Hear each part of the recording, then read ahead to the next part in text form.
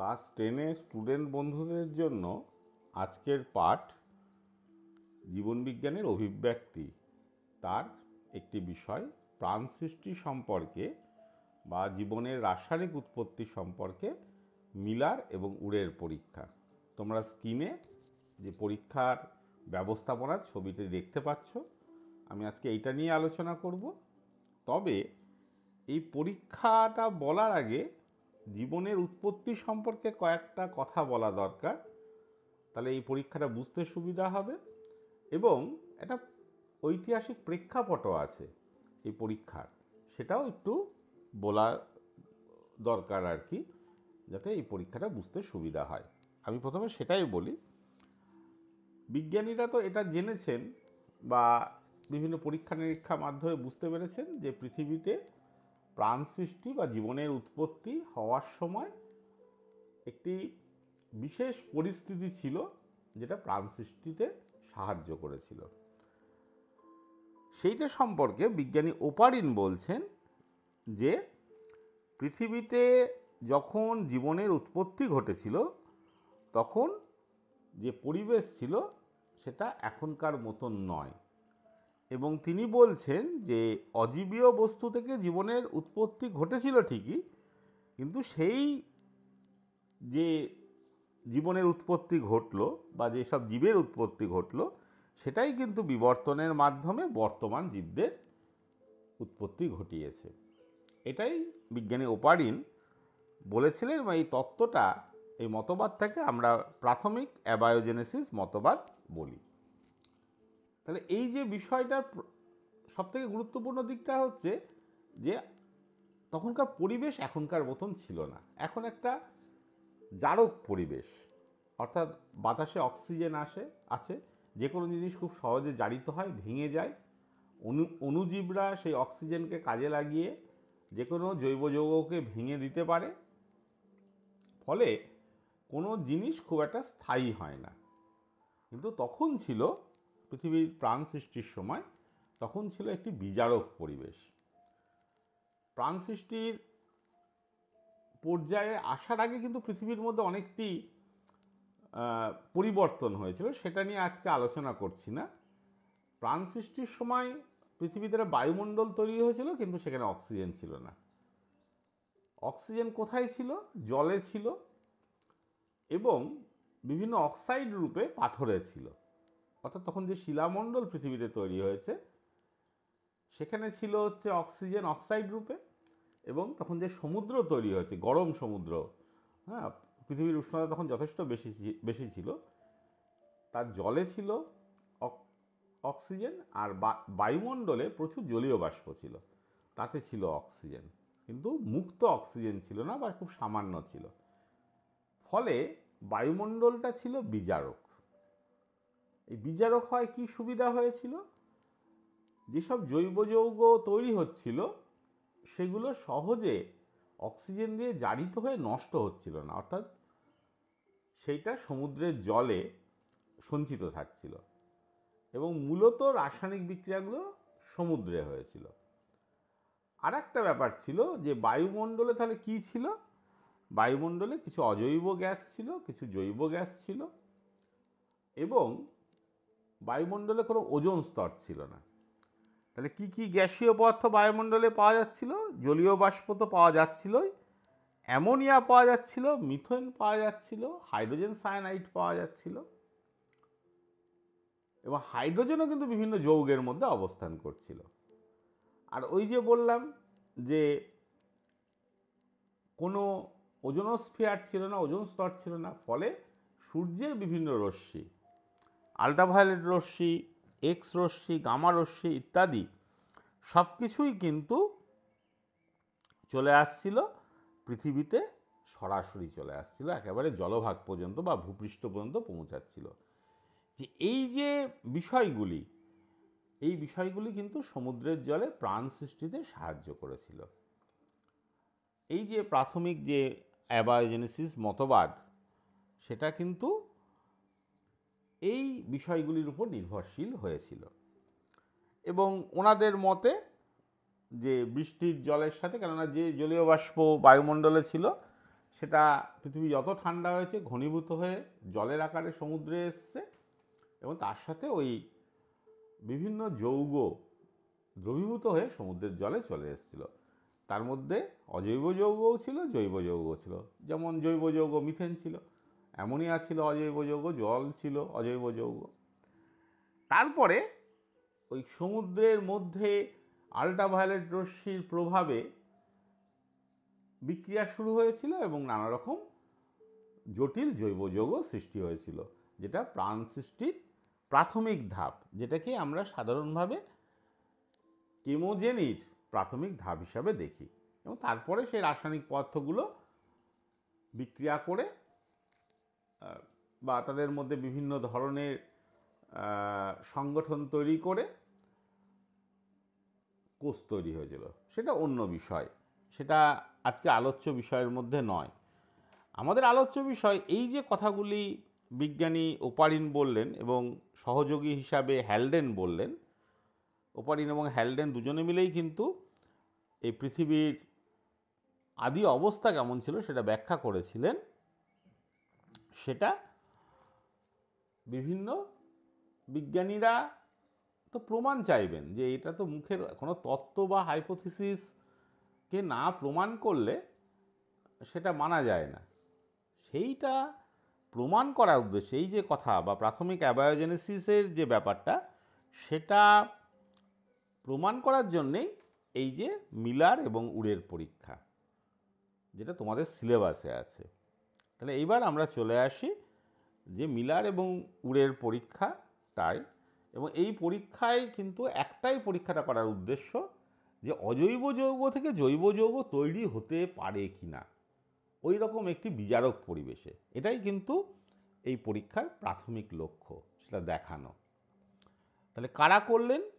এটা 1953 সালে বিজ্ঞানী স্ট্যানলি মিলার এবং হ্যারল্ড উডে শিকাগো বিশ্ববিদ্যালয়ের গবেষণাগারে এই পরীক্ষাটি করেছিলেন। এটা মিলার উডের পরীক্ষা নামে বেশি পরিচিত। তারা কি করেছিলেন, একটা পরীক্ষণীয় যন্ত্রে, মানে যে যন্ত্রের মধ্যে পরীক্ষা করা হবে, সেখানে একটা এমন পরিবেশ তৈরি করেছিলেন যেটা আদিম পরিবেশের সাথে মিল খায়। তাহলে এখানে যে ব্যবস্থাপনাটা রয়েছে, সেখানে দেখো দুটি গোলতল ফ্লাক্স পরস্পর যুক্ত করা হয়েছে কাঁচের নল দিয়ে, এবং এর মধ্যে কিছু গ্যাস প্রবেশ করিয়ে দেওয়া হয়েছে, মিথেন, অ্যামোনিয়া, হাইড্রোজেন গ্যাস এবং জলীয় বাষ্প। এখানে মিথেন, অ্যামোনিয়া এবং হাইড্রোজেন 2:2:1 অনুপাতে রয়েছে। আর জলীয় বাষ্প দেখতেই পাচ্ছ ছবিতে, যে প্রথম বাঁদিকের গোলতল ফ্লাক্সে জল রেখে সেটাকে ফোটানো হচ্ছে, মানে জলীয় বাষ্প তৈরি করা হচ্ছে, জলীয় বাষ্পটা মিশছে। আর উপরে যে দ্বিতীয় গোলতল ফ্লাক্সটি রয়েছে, এটা হচ্ছে বিক্রিয়া কক্ষ। সেই সমস্ত গ্যাস ওই পাত্রে জমা হচ্ছে, এবং সেখানে দেখো দুটো তড়িৎদ্বার রাখা হয়েছে, যাতে উচ্চ তড়িৎ বিভব তৈরি করে তড়িৎ স্ফুলিঙ্গ তৈরি করার ব্যবস্থা আছে। এবং ওই গোলতল ফ্লাক্সের এগুলো তো নল দিয়ে যোগ করা যায়, আর একটা নল বা যেটা উপরের দিকে নলটা থাকে, সেই ফ্লাক্সটাকে ঘুরিয়ে লাগানো হয়েছে। সেই নলটার সাথে আমরা একটা শীতক যন্ত্র রেখেছি, কন্ডেন্সার, যে গ্যাসগুলো তৈরি হবে ঠান্ডা করবে, বা যে রাসায়নিকগুলো তৈরি হবে সেটা বাষ্পাকারে থাকবে, সেটা ঠান্ডা করে তরল করবে, জলীয় বাষ্পটাকে ঠান্ডা করে তরল করবে। এবং তলায় একটি কর্কযুক্ত বা একটি স্টপ কর্কযুক্ত একটি নল রয়েছে, যেটা দিয়ে ওই মিশ্রণটাকে বের করে নেওয়া যাবে, এবং তরল মিশ্রণটাকে, আর বাদবাকি গ্যাসীয় মিশ্রণটা আবার ওই ফুটন্ত জলের যে ফ্লাক্স সেটাই প্রবেশ করবে। এবং ওই যে স্টপ কক সহ যে বের করে নেওয়ার আউটলেটটা রয়েছে, তার তলায় দেখো একটি কনিক্যাল ফ্লাক্স রেখে রাসায়নিক পদার্থগুলোকে সংগ্রহ করার ব্যবস্থা আছে। এইবার কি করা হলো, ওই যে দুটো ইলেকট্রোড বা তড়িৎদ্বার রাখা রয়েছে, টাংস্টেনের তড়িৎদ্বার, তার মধ্যে উচ্চ বিভব তৈরি করে ক্রমাগত তড়িৎস্ফুলিঙ্গ তৈরি করা হলো। এবং এই যে গ্যাসীয় মিশ্রণটা প্রবাহিত হচ্ছে সেটা ওই তড়িৎস্ফুলিঙ্গের ফলে বিক্রিয়া শুরু করলো, এবং সেইটা কিন্তু এটা পৃথিবীর আদি অবস্থা মতন হলো। তার কারণ পৃথিবীর আদি অবস্থায় যে গ্যাসীয় পরিমণ্ডলের মেন উপাদানগুলো এখানে রাখা হয়েছে, এবং পৃথিবীর আদি অবস্থায় কিন্তু শুধু তড়িৎস্ফুলিঙ্গ মানে বজ্রপাত নয়, আল্ট্রাভায়োলেট রশ্মি, বজ্রপাত, বৈদ্যুতিক শক্তি, আগ্নেয়গিরির অগ্ন্যুৎপাতের উৎপন্ন উত্তাপ, হ্যাঁ, বিভিন্ন মৌলের তেজস্ক্রিয় ক্ষয় থেকে তৈরি হওয়া শক্তি ইত্যাদির সাহায্যে কিন্তু বিক্রিয়াগুলি ঘটেছিল। কিন্তু এখানে তা তো আর করা সম্ভব নয়। এখানে তড়িৎস্ফুলিঙ্গ মানে বজ্রপাতের যে ব্যাপারটা সেটাই ঘটানো হলো। দিয়ে দেখা গেল যে এইভাবে দেখা যাচ্ছে যে মোটামুটি 1 সপ্তাহের মতন সময় ধরে নিরবিচ্ছিন্নভাবে এই ব্যাপারটা ঘটানো হলো, পরীক্ষাটা। মানে ওই তড়িৎস্ফুলিঙ্গ চালনা করা, গ্যাসটা চালনা করা হলো, তড়িৎস্ফুলিঙ্গ সৃষ্টি করা হতে থাকলো, এবং কনডেন্সারের মধ্যে দিয়ে ঠান্ডা জল প্রবেশ করিয়ে এবং নির্গমন করিয়ে বের করে দিয়ে ওই কনডেন্সার যন্ত্রটা যে গ্যাসীয় মিশ্রণটা তৈরি হচ্ছিল বিক্রিয়া কক্ষে বা গোলতল ফ্লাক্সে, সেটাকে ঠান্ডা করে তরল আকারে নিয়ে আসতে আরম্ভ করলো। অর্থাৎ তরল হলো জলীয় বাষ্পটা জলে পরিণত হলো এবং ওই যৌগগুলো মিশে গেল তাতে, যেটা কনিক্যাল ফ্লাক্সে জমা হতে থাকলো। তো এইভাবে পরীক্ষাটা করে এবং যে বস্তুগুলো পাওয়া গেল কনিক্যাল ফ্লাক্সে সেগুলো রাসায়নিক বিশ্লেষণ করে দেখা গেল যে বেশ কিছু রাসায়নিক পদার্থ পাওয়া যাচ্ছে। কি কি পাওয়া যাচ্ছিল? ওর মধ্যে ওই কনিক্যাল ফ্লাক্সের তরলে অ্যামাইনো অ্যাসিড পাওয়া গেছিল। কি কি? অ্যালানিন, গ্লাইসিন, অ্যাসপার্টিক অ্যাসিড ইত্যাদি। বিভিন্ন ধরনের শর্করা পাওয়া গেছিল, কিছু অ্যালডিহাইড যৌগ পাওয়া গেছিল, এবং বেশ কিছু জৈব যৌগ পাওয়া গেছিল, যেমন মানে অ্যাসিড জাতীয় জৈব অ্যাসিড, যেমন succinic acid, formic acid, acetic acid, propionic acid, সামান্য ইউরিয়া, এবং কিছু জটিল যৌগ পাওয়া গেল। এবং এটা দেখা গেল যে এই সব পদার্থগুলি বা এইসব জৈব অণুগুলি জীবনের সৃষ্টির প্রাথমিক উপাদান, হ্যাঁ, যারা পৃথিবীতে জীবন সৃষ্টির ভূমিকা নিয়েছিলেন। তাহলে এটা তো প্রথমে তড়িৎস্ফুলিঙ্গ চালনা করে করা হলো। তারপরে কিন্তু মিলার এবং উড়ে আলাদা আলাদাভাবে এই পরীক্ষাগুলো করেছিলেন। আল্ট্রাভায়োলেট রশ্মি দিয়ে করেছিলেন, তারপরে তড়িৎস্ফুলিঙ্গ দিয়ে তো করলেন, অতিবেগুনি রশ্মি ছাড়াও তাপের সাহায্যে করলেন। হ্যাঁ, প্রতি ক্ষেত্রেই কিন্তু এই ধরনের পদার্থগুলি পাওয়া গেল। অর্থাৎ প্রথমে তড়িৎস্ফুলিঙ্গ দিয়ে করা হলো, তারপরে অতিবেগুনি রশ্মি দিয়ে করা হলো, তারপরে তাপের সাহায্যে করা হলো।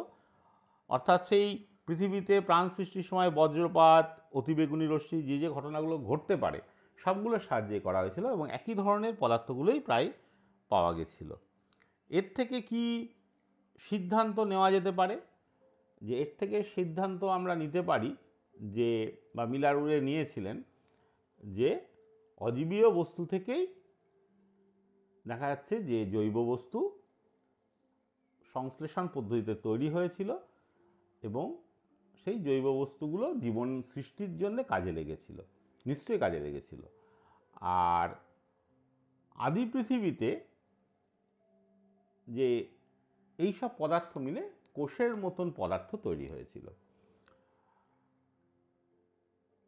তবে একটা জিনিস বলা উচিত যে এই পরীক্ষাটা জীবনের উৎপত্তি সম্পর্কে বেশ কিছু প্রমাণ দিলেও কিছু রাসায়নিক বিবর্তনবাদ বা কেমোজেনির কিন্তু সব প্রশ্নের কিন্তু উত্তর দিতে পারেনি। হ্যাঁ, যেমন জৈব যৌগ কীভাবে কোষের মতো সজীব, যে যে জৈব যৌগগুলো তৈরি হলো সেগুলো কিভাবে কোষের মতো সজীব প্রাথমিক একক রূপ নিয়েছিল। অর্থাৎ হ্যালডেন এবং ওপারিন যেটা বলেছিলেন যে এইসব জৈব পদার্থগুলো মিশে, বিশেষ করে হ্যালডেন বলেছিলেন যে এইসব জৈব পদার্থগুলো ওই সমুদ্রের জলে মিশেছিল, যেটাকে উনি বলেছিলেন যে হট ডাইলিউট স্যুপ বা গরম তরল স্যুপ। এবং তারপরে ওনারা বলেছিলেন যে সেই গরম তরল স্যুপ থেকেই বিভিন্ন পদ্ধতিতে কোষ তৈরি হলো। তা এখন ঘটনা যেটা হচ্ছে যে এই পরীক্ষা, মিলার পরীক্ষা থেকে কিন্তু যে কিভাবে কোষ তৈরি হলো এরকম কোনো প্রমাণ আসছে না। এবং আর একটা জিনিস যেটা সবথেকে গুরুত্বপূর্ণ, কোষ তো তৈরি হলো, সেই কোষটা বিভাজিত হয়ে কিভাবে, প্রাথমিকভাবে সে বিভাজিত হয়ে কিভাবে জীববৈচিত্র্য তৈরি করলো, হ্যাঁ, অর্থাৎ কোষের কীভাবে বিভাজন হয়েছিল, এইসবের ব্যাখ্যা কিন্তু এখনও পাওয়া যায়নি। অর্থাৎ মিলার এবং উরের পরীক্ষা পৃথিবীতে জীবনের উৎপত্তির একটা পার্টকে প্রমাণ করে, যে কিভাবে অজৈব পদার্থ থেকে জীবদেহ গঠনেরও উপযোগী জৈব পদার্থগুলি সৃষ্টি হয়েছিল। অর্থাৎ পৃথিবীর আদি বিজারক পরিবেশে বজ্রপাত, অতিবেগুনি রশ্মির প্রভাবে জলীয় বাষ্প, মিথেন, অ্যামোনিয়া ও হাইড্রোজেন সমৃদ্ধ বায়ুমণ্ডল থেকে কিভাবে বিভিন্ন জটিল জৈব যৌগের সৃষ্টি হয়েছিল, যা সমুদ্রে সঞ্চিত হয়ে বা সমুদ্রের মধ্যেই তৈরি হয়েছিল, যে হট ডাইলিউট স্যুপ তৈরি করে এবং জীবনের উৎপত্তির আদি পরিবেশ তৈরি করেছিল। তাহলে এটাই মিলার উরের পরীক্ষার একটি সার্থকতা। তাহলে এই পোর্শনটা নিশ্চয়ই তোমরা বুঝতে পারলে যে মিলার উরের পরীক্ষা। যদি এই বিষয়টা বা এই পড়ানোটা ভালো লাগে অবশ্যই লাইক দিও, শেয়ার করো, কোনো সমস্যা থাকলে কমেন্ট করো, এবং যারা এখনও পর্যন্ত চ্যানেলটা সাবস্ক্রাইব করোনি সেটা সাবস্ক্রাইব করো।